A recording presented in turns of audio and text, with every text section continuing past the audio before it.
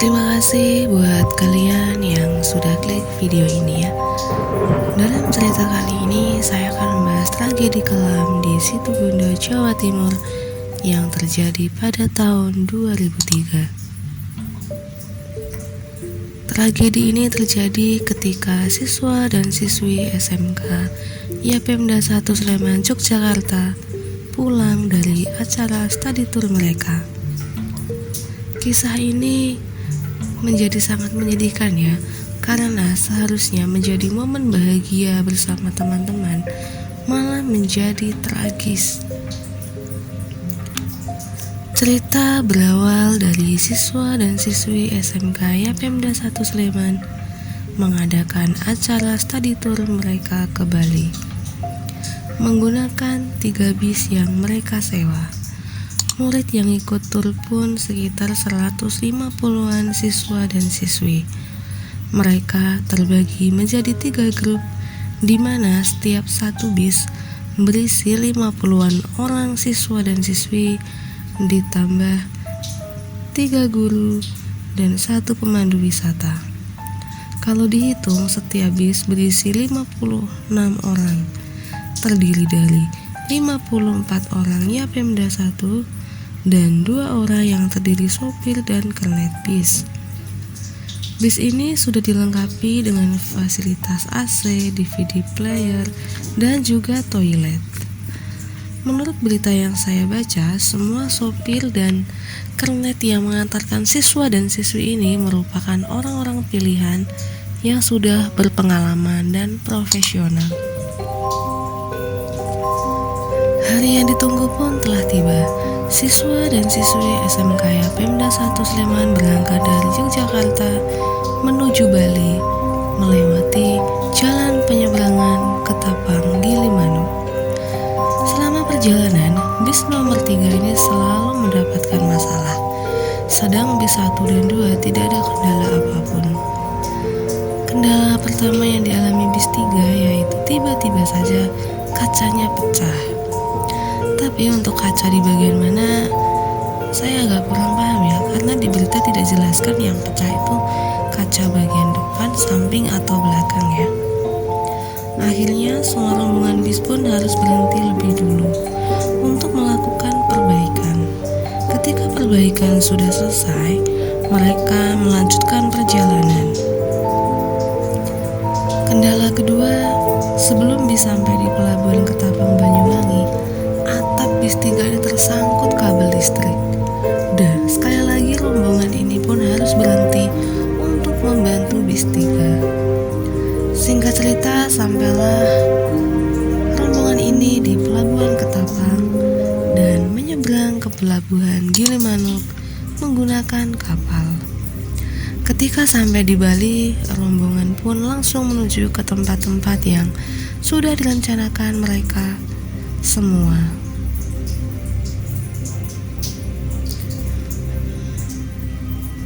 Hingga akhirnya pada tanggal 8 Oktober 2003 acara pun selesai. Rombongan ini akan dijadwalkan kembali lagi ke Yogyakarta dengan melalui jalur yang sama juga ketika berangkat, yaitu melewati Gilimanuk ke pelabuhan Ketapang. Ketika perjalanan pulang, lagi-lagi bis ketiga ini mengalami pecah kaca lagi, dan bis harus berhenti untuk diperbaiki. Mereka melakukan pembicaraan dan memutuskan bahwa bis 2 melakukan perjalanan dahulu melalui pelabuhan Gilimanuk, sedangkan bis 1 menunggu bis 3 sampai selesai perbaikan. Setelah perbaikan kaca selesai, bis 1 dan bis 3 melakukan perjalanan lagi sampai akhirnya semua bis kumpul di pelabuhan Gilimanuk dan menyeberangi Selat Bali ke Pulau Jawa. Dari sini formasi bis berubah ya, karena bis 3 sering bermasalah. Mereka memutuskan bis 1 berada di paling depan, disusul bis 3 dan bis 2. Mereka melakukan ini supaya ketika bis 3 bermasalah, langsung bisa memberikan bantuan. Bis 2 waktu itu dikemudikan oleh Budi yang merupakan kernet atau sopir pengganti.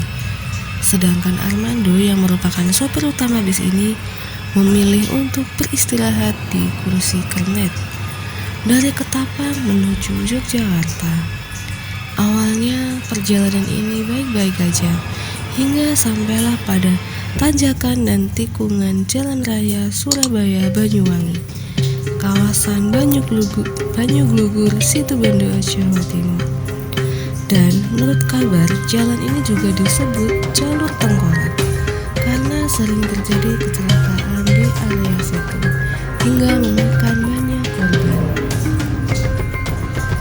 Jalur ini terkenal sangat berbahaya karena banyaknya tanjakan, turunan hingga tikungan yang tajam, dan ditambah lagi tempat ini jauh dari pemukiman penduduk. Dalam perjalanan pulang itu, ketiga bis ini melaju dengan cukup kencang. Mungkin karena ingin cepat sampai ya. Ketika di jalan, di depan bis nomor 1 ada mobil diesel pengangkut buah yang jalannya agak lambat. Akhirnya disaliplah sama ketiga bis ini. Sampai akhirnya jarak bis 1 dari bis 3 cukup jauh jaraknya. Dan bis nomor 2 ini ingin mengejar bis-bis di depannya. Tiba-tiba saja dari arah berlawanan ada sebuah truk kontainer yang baru saja menyalip mobil di depannya dan kaget melihat bis nomor 2. Sopir truk ini banting setir, jadinya tabrakan sampai penumpang semuanya pada panik menuju pintu depan bis 2 untuk menyelamatkan diri. Tapi ternyata pintu ini tak dapat dibuka karena serempetan dengan truk tadi. Hal itu diperparah dengan kondisi truk tangki ini pecah dan meledak akibat gesekan antar besi dari bis nomor 2 dan truknya itu. Akhirnya api menyebar dan merembet ke bis 2 bagian depan. Akibat kobaran api ini, para penumpang berlari ke bagian belakang. Belum sempat keluar dari pintu belakang, tahu-tahu bis ini ditabrak lagi sama mobil diesel yang mereka salip sebelumnya. Akibatnya, pintu bis belakang tidak dapat dibuka karena ringsek ditabrak kol itu. Mereka semua yang di dalam bis teriak-teriak meminta tolong dan berusaha memecahkan kaca dengan alat seadanya, tetapi gagal. Orang-orang di sekitar lokasi juga tak bisa menolong karena kondisinya kobaran apinya itu sudah sangat besar, tidak memungkinkan untuk mendekat ke bisnya. Total orang di dalam bis itu ada 56 orang. Dan yang berhasil selamat hanya 2 orang, yaitu sopir bis Armando dan kernet bisnya yaitu Budi. Mereka berhasil menyelamatkan diri dengan cara memecahkan jendela kaca sopir dan keluar melalui jendela itu. Mereka keluar dengan luka bakar yang cukup parah. Namun karena api yang cepat membesar, yang lainnya tidak bisa mengikuti keluar, dan semua terjebak dalam bis berteriak meminta tolong hingga akhirnya api yang di depan merembet ke bagian belakang bis, membakar semua area bis dan semua penumpang yang ada di dalam bis.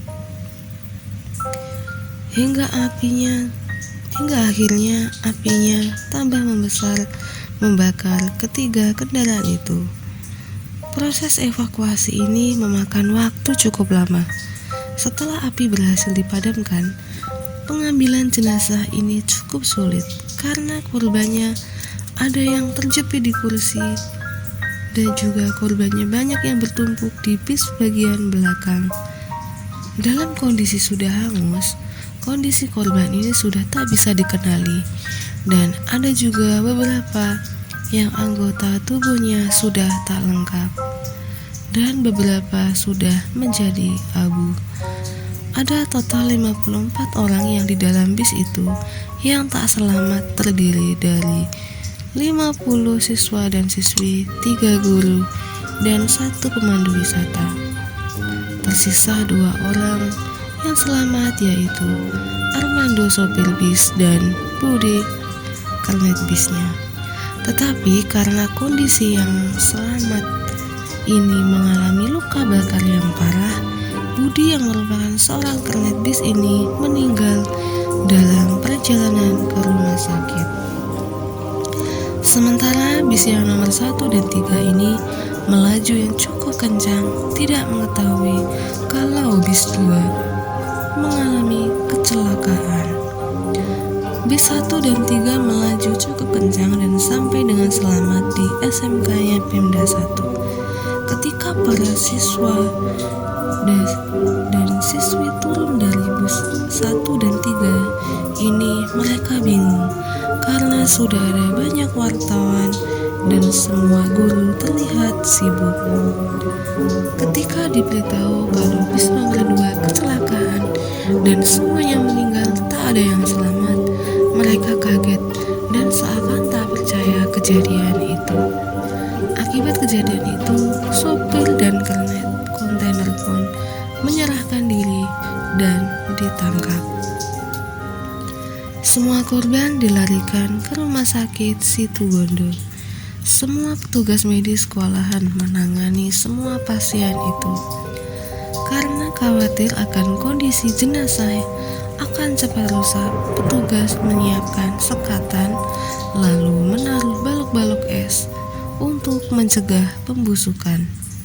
Rencananya, semua korban itu mau dimasukkan ke dalam peti dan dibawa kembali ke Jogja. Iringan ambulan sangat banyak dengan sirine yang terus berbunyi. Semua yang bertemu ambulan itu pada langsung tahu kalau mereka korban Python. Ketika ambulan itu sampai di Jogja, disambutlah tangisan pilu dan histeris yang sedih. Tak hanya keluarga korban saja, tetapi warga yang melihat pun ikut menangis. Hingga pada tanggal 10 Oktober masih ada 14 korban yang belum dikenali. Akibat dari kejadian ini, pemerintah membuat peraturan agar dalam setiap bis disediakan alat pemecah kaca dalam kondisi darurat. Sekian untuk tragedi Python ini.